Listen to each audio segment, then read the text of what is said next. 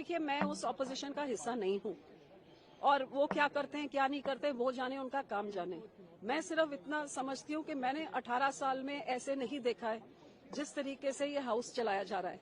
और सरकार को और स्पीकर साहब से मैं गुजारिश करती हूँ कि जो यहाँ पे आधी एमपीज पहुंचे हैं उनको भी लोगों ने चुन के भेजा, आधे देश ने उनको भेजा है।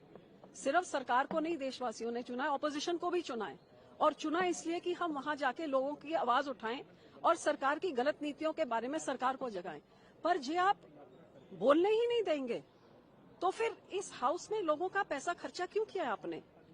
मैंने पहली बार 18 साल में देखा कि प्रेसिडेंशियल एड्रेस ही नहीं, विपक्ष को बोला गया कि या तो आप वो बोलिए जो हम चाहते हैं, पर जो आप चाहते हैं वो आप बोल ही नहीं सकते। सारे विपक्ष का मुंह आप बंद कैसे कर सकते हैं? हर एक को इधर हक है अपनी बात रखने का, और पक्ष जो मर्जी बोली जाए, उनके एमपीज कुछ भी बोल लें।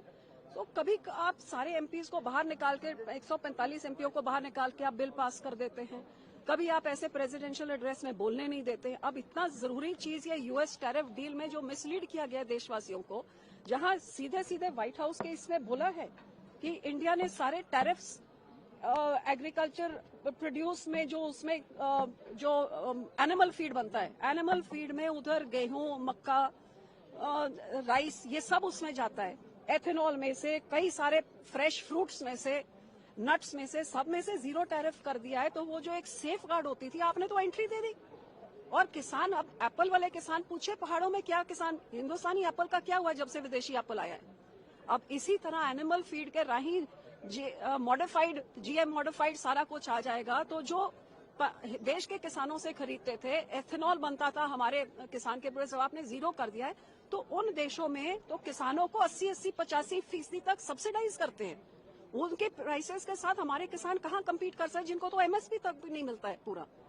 तो ये किसानों के, आप देश के किसानों को बर्बाद करके देश आबाद नहीं कर सकते।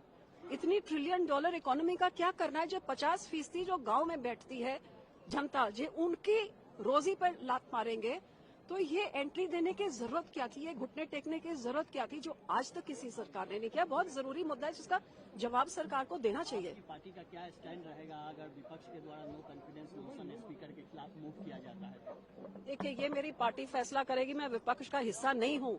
मैं अब भी आग्रह करती हूँ कि सरकार कोई समझौता करे, विपक्ष को बोलने दे। यहाँ पे हम सब भेजे गए हैं बोलने के लिए।